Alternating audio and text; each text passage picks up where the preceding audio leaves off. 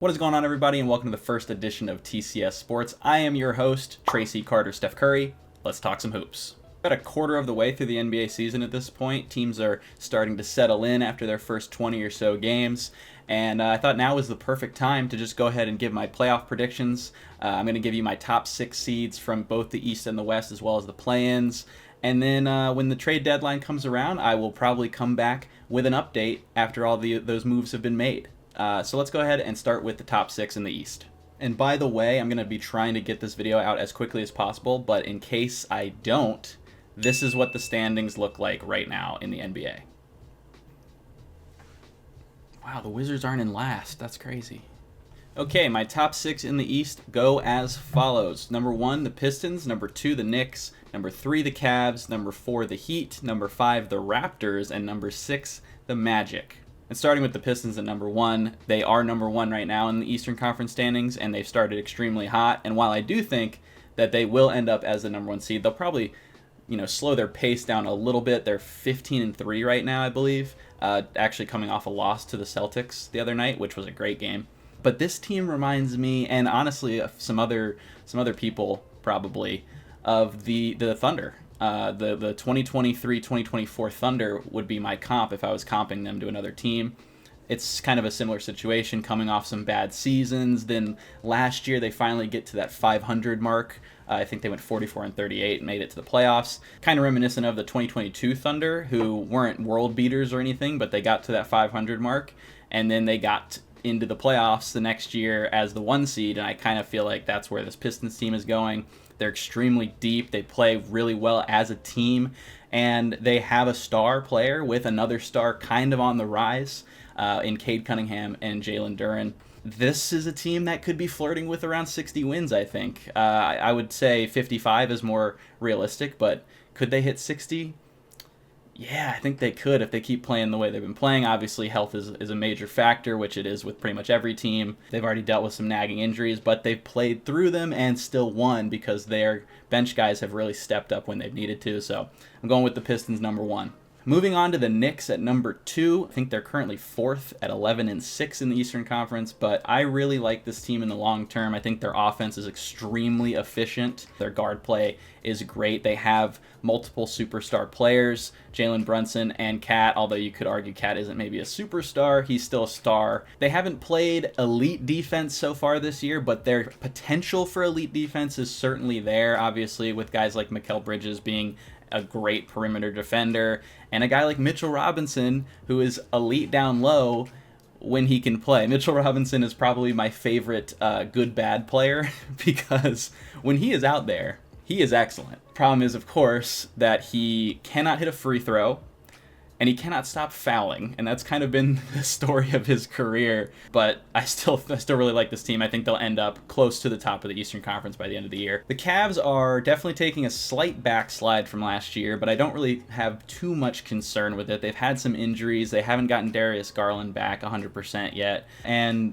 Donovan Mitchell is playing superstar MVP-esque basketball. I'm not going to say that he should win it because there's so many great candidates, but he has been playing like an MVP. He's averaging 30 on 50% shooting. That's ridiculous. The defense is still really, really good, especially down low. They block shots, they get steals, they're good with their hands. The offense has regressed a little bit. The efficiency has not quite been there, especially from the three-point line like it was last year. Not getting quite as many open looks. They're not getting quite as many rolls to the rim, easy dunks, whereas last year it felt like they kind of could do that pretty simply. And obviously Darius Garland is a huge reason for that. It feels like right now it's kind of a Donovan Mitchell make the play for us type of offense, whereas last year it felt very much more team-based. I'm not really concerned about this team's seeding. As long as they're healthy going into the playoffs, I think they can beat anyone in the East, and I don't think they're really concerned about being the 1 seed either. So it wouldn't surprise me to see them at 3 or 4, but then come in the playoffs and end up in the conference finals. They're still a really strong team, and they're only going to get better once they get healthier. Number 4 and 5, I got some surprising additions this high up on the list, starting with, of course, the Miami Heat, who have played just such a fun brand of basketball. Basically, they have this no screen offense. Obviously, they do set picks here and there, but they are not screening at a high rate at all. They're going full-blown ISO spacing offense. They actually had a great demonstration on the prime coverage where Bam Adebayo kind of explained how they move together as a team to create space, get matchups, and then attack them. And they're going fast, they're going efficient, and they've got some guys that can make it happen. I've loved the way Jaime Jaquez has bounced back this year. Obviously, Bam Adebayo is a defensive anchor down low. They just got Tyler Hero back, who is an all-star caliber player. And Norman Powell, man. Norman Powell is one of my favorite players in the league right now because I'm 27 years old. I'm getting close to that 30 mark.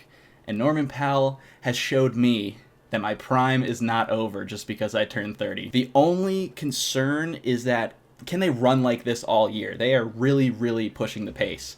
And eventually it feels like you're going to have your team break down a little bit, have some injury problems. So far it's been okay, but can that sustain itself? We'll just have to wait and see. And then number 5, the Toronto Raptors. They're actually in second place right now.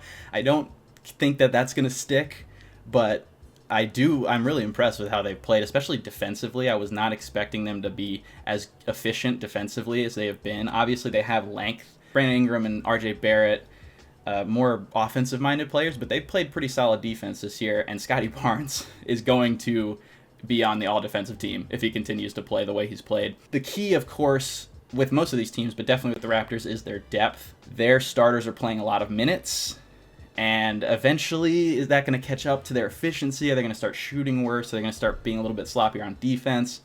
I think there will be some of that, but I do believe that these guys have figured out how to play together, which it was definitely a huge concern for me and for others was, can Scotty Barnes, RJ Barrett, and Brandon Ingram play together and share the ball? And they've done it. Number 6, I've got the Orlando Magic. They had quite a tough start to the season, especially offensively, but they have definitely started to figure it out. It took them a little bit of time to integrate Desmond Bane into the lineup, but I feel like he's now working pretty well together with Franz and not Paolo because he's been hurt, but they've had other guys step up, like Anthony Black, for example, third-year players, kind of becoming a legitimate third option if they need him to be. The defense has not been quite as good, but that's kind of a result of their increase in pace, because last year they were, I think, dead last or maybe second to last in pace, and offensive efficiency wasn't really that great. They were just so good defensively. This year they've definitely made a concerted effort to increase the pace to get more open looks, and it's definitely worked out for them. They're scoring a ton of points lately.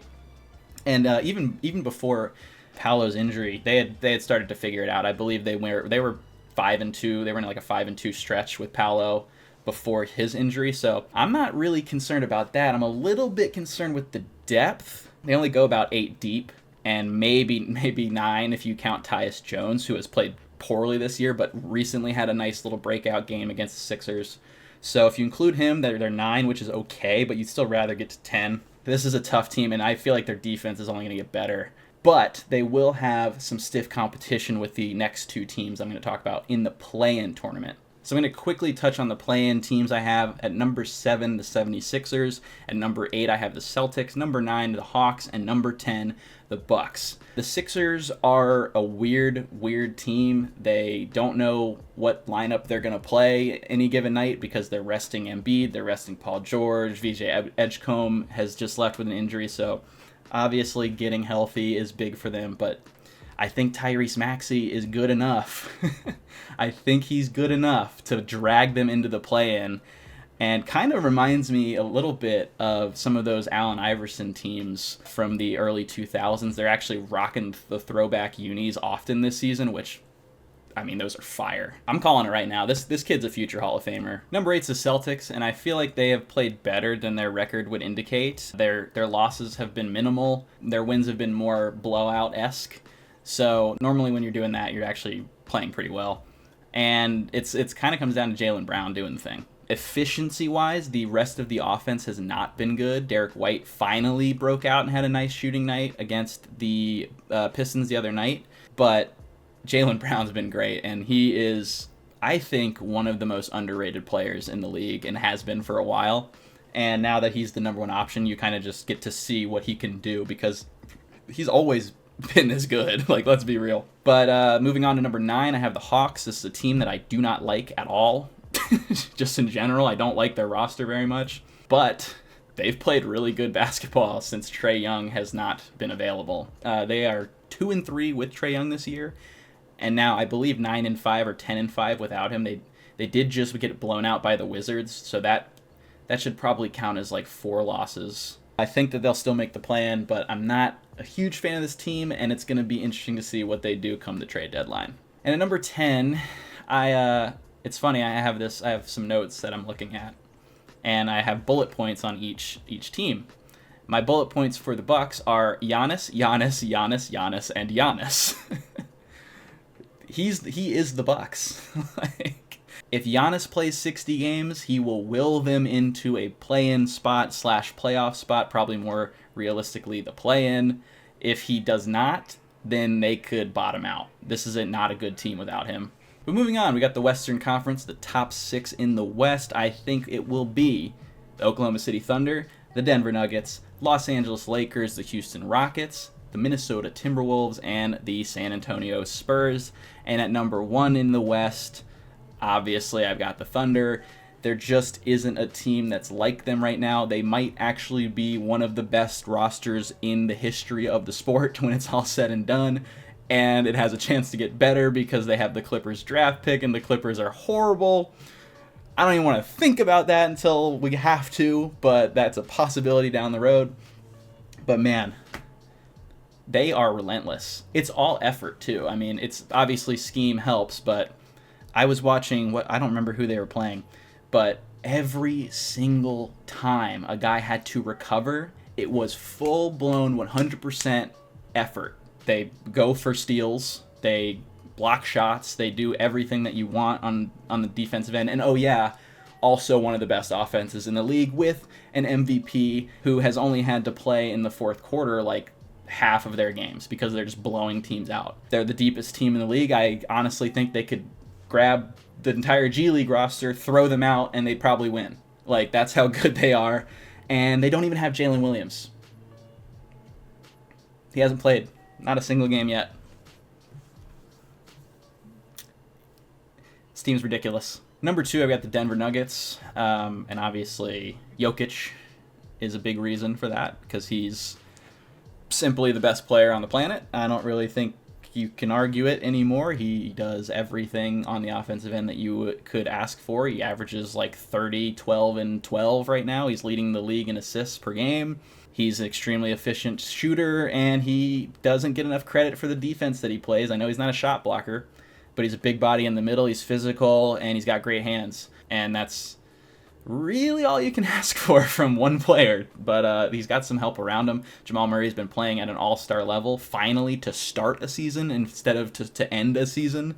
And Aaron Gordon, honestly, before his injury, was playing at quite the star level. But you know, they're a deeper team this year. They've got better shooting. They've got better defenders. I feel pretty good about this Nuggets team being a contender, being in that Western Conference Finals. I don't know if they can beat the Thunder, but, you know, with Jokic can do a lot of things. I think that Jokic by himself could win a game for you in the playoffs, which he's done before. So you never know. But it's going to be tough against that Thunder team, but I really like this Nuggets squad.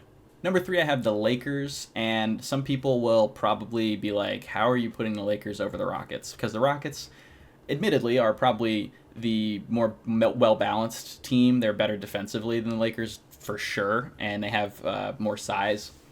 But that Lakers big 3, that is tough. I watched them play against the Clippers the other night, and listen, I know the Clippers aren't that great, but it was an NBA Cup game, and the Clips were 2-0 in the Cup. They were trying, and they actually played really well. And it just didn't matter. It just did not matter. Luka Doncic was throwing up heat check threes in the first quarter. He had like 23 or something. And then you get Reeves in the second and the fourth with clutch buckets, getting to the free throw line. And then LeBron, believe it or not, guys, LeBron James is a good basketball player still and is one of the smartest players ever. And the fact that people thought that LeBron James wouldn't be able to fit into an offense that he is not the main star of is ridiculous. He's simply one of the best and smartest players to ever play, and he's going to fill whatever role he has to fill to win, and it's the third option right now, and he looked phenomenal at it against the Clippers. It might have taken a couple games to fully get into that role, but They combined for 100 points between the big three of Reeves, LeBron, and Luka. So definitely a fun team. It's really annoying because I'm like, I don't want to root for the Lakers, but they're so fun to watch right now. But yeah, they're fun. They're very fun. And number 4, I have the Rockets, and like I said, I think 3 and 4 are pretty interchangeable here. The Rockets are probably the better overall team compared to the Lakers. They play better defense. They rebound the basketball at a much higher level, and they've got stars. They've got Alperen Sengun at 23 years old, looks like the next Jokic. And then you've got Kevin Durant at age 37, and he can get you a bucket whenever you need it. It's an interesting offense because they've kind of bucked the pace trend of good offense being fast offense. They are very low in pace. I believe they're 29th or maybe even last, and it just doesn't matter. And in terms of the size of this team, they are just simply the best offensive rebounding and rebounding team in general in basketball, and it's not particularly close. They can run a 2-big lineup with Steven Adams and Alperen Sengun, and then also have KD at the 3. Just extreme size, extreme length. But they're a great team. Wouldn't be surprised if they got all the way up to the 2 spot in the West. Did I say Sengun's first name right, by the way? Let me find out. He goes by Alpi, apparently. Yeah, Alperen. Okay, I got it right. Actually, I probably got his last name more wrong because I said Sengun instead of Şengün. I believe it's supposed to be pronounced Şengün. So, my bad on that. Number 5, I got the Minnesota Timberwolves, who I think are somewhat similar to the Rockets in that they're extremely well balanced. They play both good offense and defense, and you don't really have to worry about one taking a back seat. And they have the star power to compete in the West. Anthony Edwards is a superstar, just straight up. He's one of the best scorers in the league. And Julius Randle has played very, very well to start this season, way better than he did to end last season. He's distributing, he's rebounding, he's scoring, he's getting to the free throw line way more, which is a big concern of mine from last year. You have Naz Reid coming off the bench, who's a strong shooter. They are a little bit lacking in depth right now. All 5 starters are playing 30-plus minutes a game. Not necessarily what you want for a full season, especially this early in the year. You kind of want to start going to those deeper rotation guys. Like I said, Naz Reid comes off the bench. He eats a lot of those minutes too. So if you want to count him, he's probably close to 30 minutes as well per night. And that's just not going to sustain over the course of a full season. They're going to have to go out and get some depth, get some shooting. But it's just tough for me to see who they're gonna dethrone out of these top 4 teams in the West. Top 4 in the West are maybe the top 4 teams in the league. I mean, the Pistons you could probably sneak in there, but Western Conference at the top is just an elite conference. It's tough to break that top 4. But we'll see. They could. Number 6, I have the San Antonio Spurs, who have been just such a fun team to watch so far this season. Currently, they are dealing with some injuries. Wembanyama has been out for a little bit. He's going to be out for a little bit longer. But unlike last year when he left due to injury, this team's actually continuing to play well without him. They're playing extremely well again on both sides of the ball. They're 6th in net rating. They've got 8 scorers in double figures on average right now. And when they have Wemby, he's obviously one of the best players on the planet already. He might be the best defender I've ever seen in my life. He's got that dog in him too, there's no doubt. I watched maybe the best game of the season so far. It was the Warriors and the Spurs. I believe the Warriors did end up winning, but him versus Draymond Green, that game was fire, and he dunked all over Draymond. He got in his face. He let him know about it. It was awesome. They're going to be tough again, even though I think these top 4 in the West are really tough. I'm not sure that any of them are going to lose in that first round. The Spurs could do it, especially if Wemby is playing like he can, like he started this year. If he plays like that in the playoffs, I don't think you can stop him. And finally, I got the play-in in the West. I have the Suns, the Warriors, the Blazers, and the Grizzlies.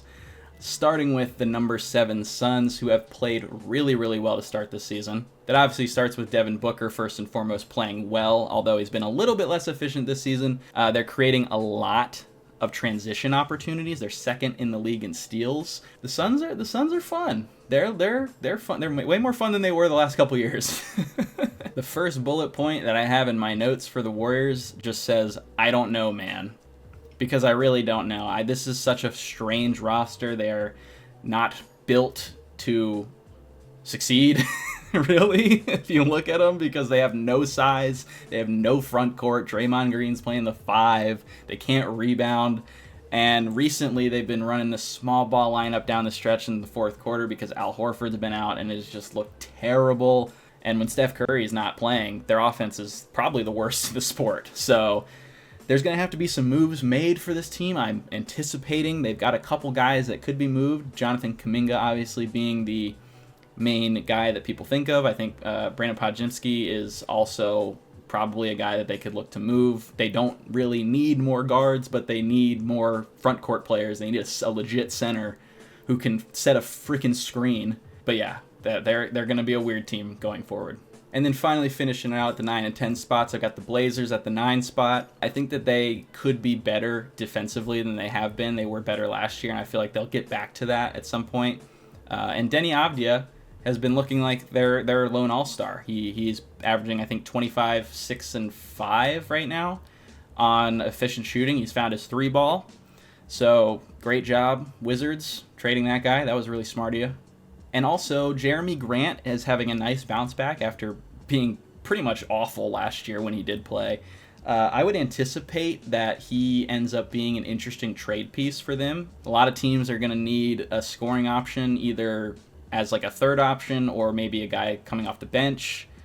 And I don't think his contract is unmovable. I feel like he's got a couple years on his deal, but the AAV is not super high, and he's probably their most valuable trade piece so far this season. But I don't see this team, elevating much past the 9 or 10 spot as a play-in team. And at number 10, I still have the Grizzlies, despite all the nonsense that has gone on in Memphis this season, mostly with Ja Morant, who has been terrible when he's played, and now he's hurt or suspended or whatever he is right now, but he's not playing. But I think he's not going to shoot 36% going forward. I feel like he'll at least get it up into the 40s. You can honestly say that this is a pick where it's more like it can't really get worse, so it has to get better type of pick, because really there's not much to grab onto to say that this team can make it anywhere. So I just think it's one of those things where it has to get better before it gets worse. So that's why I'm going to stick with the Grizzlies. Also, there's really not a team below them that I could say definitely has a chance. I mean, you could say the Clippers if they figure it out, but I don't like that Clippers team at all. I think the vibes are just broken beyond repair, and they might be in for a full blow up. Of course, they do not have their draft pick, so maybe not, because of course the Thunder have the draft pick from that fucking Paul George trade still. But yeah, they have to improve their shooting. They have to improve the vibes. Honestly, that's probably the most important thing. And Ja Morant's got to figure it out. I'm not even going to really talk about him because he's been such an idiot lately. He's like my age, dude. You're like 26. Grow up, man. But thank you guys so much for watching. I'm going to do an update to this once the trade deadline comes around and all the moves have been made. And we'll see where we're at with that, and kind of probably look back and laugh at these predictions by then, because the NBA changes so quickly, so rapidly. But yeah, make sure to hit like and subscribe, and I will hopefully see you in the next video. Peace.